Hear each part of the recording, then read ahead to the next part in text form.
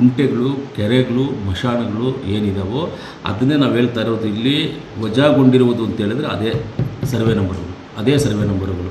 ಇವಾಗ ಏನಂದರೆ ಅದನ್ನು ಯಾರು ಏನು ಮಾಡೋಕ್ಕಾಗೋದಿಲ್ಲ, ಬೋಗಸ್ ಡಾಕ್ಯುಮೆಂಟ್ಸ್ ಮಾಡೋಕ್ಕಾಗೋದಿಲ್ಲ. ಇವಾಗೆಲ್ಲ ನಾವು ಅದನ್ನೆಲ್ಲ ಸರ್ವೆ ಮಾಡಿಸಿ ಎಲ್ಲ ಮಾಡಿಸಿ ಬೌಂಡ್ರೀಸು ಫಿಕ್ಸ್ ಮಾಡ್ತೀವಿ.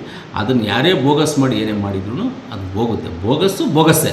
ಕೋಲಾರದಲ್ಲಿ ಉಪವಿಭಾಗಾಧಿಕಾರಿಗಳ ಕಚೇರಿಯಲ್ಲಿ ದರಖಾಸ್ತು ಸಮಿತಿಗೆ ಸಂಬಂಧಿಸಿದಂತೆ ಸಭೆ ನಡೆಸಿದ ಶಾಸಕರು ಸುದ್ದಿಗಾರರೊಂದಿಗೆ ಮಾತನಾಡುತ್ತಾ, ಕೋಲಾರ ತಾಲೂಕಿನ ದರಖಾಸ್ತು ಸಮಿತಿಯಲ್ಲಿ ಜಮೀನಿಗಾಗಿ ಅರ್ಜಿ ಸಲ್ಲಿಸಿರುವ ಅರ್ಹ ಫಲಾನುಭವಿಗಳಿಗೆ ಜಮೀನು ಮಂಜೂರು ಮಾಡಲಾಗಿದೆ. ಈಗಾಗಲೇ ಅರ್ಜಿ ಸಲ್ಲಿಸಿರುವ ನೈಜ ಫಲಾನುಭವಿಗಳಿಗೆ ಮಂಜೂರು ಮಾಡಲಾಗಿದ್ದು, ಯಾವುದೇ ಅರ್ಜಿಗಳು ಬಾಕಿ ಉಳಿದಿರುವುದಿಲ್ಲ ಎಂದರು. ತಾಲೂಕಿನ ಬಹುತೇಕ ಹೋಬಳಿಗಳಲ್ಲಿ ಸರ್ಕಾರಿ ಜಮೀನಿನ ಸರ್ವೆ ನಂಬರ್ಗಳನ್ನು ಗುರುತಿಸಿದ್ದು, ಸಾರ್ವಜನಿಕರ ಉಪಯೋಗಕ್ಕಾಗಿ ಮೀಸಲಿಟ್ಟು ಉಳಿದ ಜಾಗಕ್ಕೆ ಫಲಾನುಭವಿಗಳನ್ನು ಮಂಜೂರು ಮಾಡಲಾಗಿದೆ. ಕೆಲವು ಪ್ರಕರಣಗಳು ಸರ್ಕಾರದ ಮಟ್ಟದಲ್ಲಿ ತನಿಖೆಯಲ್ಲಿ ಇದ್ದು, ಅವುಗಳನ್ನು ಇತ್ಯರ್ಥಪಡಿಸಲು ತಹಸೀಲ್ದಾರ್ಗೆ ಸೂಚಿಸಲಾಗಿದೆ ಎಂದರು.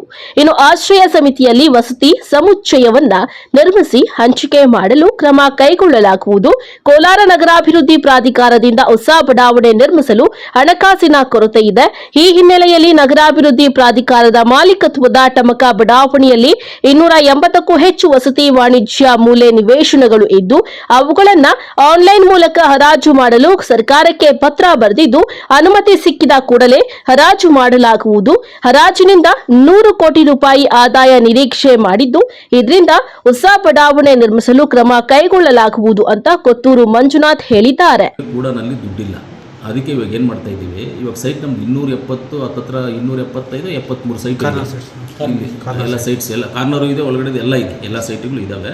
ಅದನ್ನೆಲ್ಲ ಇವಾಗ ನಾವು ಮಾರಬೇಕು ಅಂತ ಇದ್ದೀವಿ. ಅದನ್ನೆಲ್ಲ ಸೇಲ್ ಮಾಡಿದ್ರೆ ನಾವು ಅದರಿಂದ ರೆವಿನ್ಯೂ ಬರುತ್ತೆ. ಅದರಿಂದ ರೆವಿನ್ಯೂ ಎಷ್ಟು ಬರ್ಬೋದು 100 ಕೋಟಿನೋ 200 ಕೋಟಿ ಎಷ್ಟು ಬರುತ್ತೋ ಗೊತ್ತಿಲ್ಲ, ಏನು ರೇಟ್ ಹೋಗುತ್ತೋ, ಯಾಕಂದರೆ ಅದು ಹರಾಜಲ್ಲಿ ಹೋಗೋದಲ್ವ.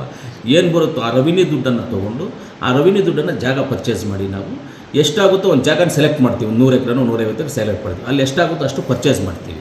ಪರ್ಚೇಸ್ ಮಾಡಿ ಮಿಕ್ಕಿದ್ದು ಏನಿರುತ್ತೋ ಅದನ್ನು ನಾವು 50% ಮಾತಾಡಿಕೊಂಡು ಅವ್ರ ಹತ್ರ ತೊಗೊಂಡು ಮಾಡಬೇಕು ಅನ್ನೋ ಒಂದು ಐಡಿಯಾ ಇದೆ. ಇವತ್ತು ಆ ಸೈಟ್ಗಳು ಮಾರೋದಕ್ಕೆ ಸರ್ಕಾರಕ್ಕೆ ಅನುಮತಿಗೆ ಕಳಿಸಿದ್ದೀವಿ ಫೈಲನ್ನು. ಇದು ಗುಂಡುತೋಪು, ಕುಂಟೆಗಳು, ಕೆರೆಗಳು, ಮಶಾನಗಳು ಏನಿದಾವೋ ಅದನ್ನೇ ನಾವು ಹೇಳ್ತಾ ಇರೋದು. ಇಲ್ಲಿ ವಜಾಗೊಂಡಿರುವುದು ಅಂತ ಹೇಳಿದ್ರೆ ಅದೇ ಸರ್ವೆ ನಂಬರ್ಗಳು. ಇವಾಗ ಏನಂದರೆ ಅದನ್ನು ಯಾರು ಏನು ಮಾಡೋಕ್ಕಾಗೋದಿಲ್ಲ, ಬೋಗಸ್ ಡಾಕ್ಯುಮೆಂಟ್ಸ್ ಮಾಡೋಕ್ಕಾಗೋದಿಲ್ಲ. ಇವಾಗೆಲ್ಲ ನಾವು ಅದನ್ನೆಲ್ಲ ಸರ್ವೆ ಮಾಡಿಸಿ ಎಲ್ಲ ಮಾಡಿಸಿ ಬೌಂಡ್ರೀಸು ಫಿಕ್ಸ್ ಮಾಡ್ತೀವಿ. ಅದನ್ನು ಯಾರೇ ಬೋಗಸ್ ಮಾಡಿ ಏನೇ ಮಾಡಿದ್ರು ಅದು ಹೋಗುತ್ತೆ. ಬೋಗಸ್ಸೇ. ತಪ್ಪೇ ಹೋಗುತ್ತೆ. ಎಲ್ಲ ಡಾಕ್ಯುಮೆಂಟ್ಸು ನಮ್ಮ ಹತ್ರ ಇದೆ. ಇಲ್ಲಿ ಯಾರು ಆ ಥರ ಮಾಡೋಕ್ಕೆ ಬರೋದಿಲ್ಲ. ಹಂಗೇನಾದರೂ ಮಾಡಿದರೆ ಅವ್ರ ಮೇಲೆ ಕಾನೂನು ಕ್ರಮ ಆಗುತ್ತೆ ಖಂಡಿತವಾಗ್ಲೂ. ಆ ಥರ ನೋಡಿ ಸರ್, ಈಗ ನಮ್ಮ ವೇಮಗಲ್ಲಲ್ಲಿ ನಾವು ಇವತ್ತು ಅದನ್ನು ತಾಲೂಕು ಆಗುವಂಥ ಒಂದು ಚಾನ್ಸಸ್ ಇದೆ ವೇಮಗಲ್. ಹಂಗಂತ ಬಂದಾಗ ಅಲ್ಲಿ ತಾಲೂಕಾದರೆ ತಾಲೂಕು ಆಫೀಸ್ ಕಟ್ಟಬೇಕು, ಎಲ್ಲ ತಾಲೂಕು ಲೆವೆಲ್ ಆಫೀಸರ್ಸ್ಗೆಲ್ಲ ಎಲ್ಲ ಆಫೀಸರ್ಸ್ ಕಟ್ಟಬೇಕು. ಇವಾಗ ಅಲ್ಲೇ ಜಾಗ ಇಲ್ಲ.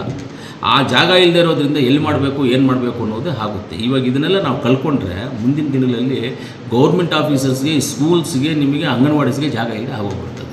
ಅದಕ್ಕೆ ಇದು ಕಾಪಾಡ್ಕೋಬೇಕು. ಅದನ್ನು ಏನೇನು ಮಾಡಬೇಕು, ಯಾವ ಥರ ಪ್ಲ್ಯಾನ್ ಮಾಡಬೇಕು ಮಾಡಿದ್ದೀವಿ. ಖಂಡಿತವಾಗ್ಲೂ ಅದನ್ನು ಕಾಪಾಡ್ತೀವಿ. MMTV news bureau, Kolar.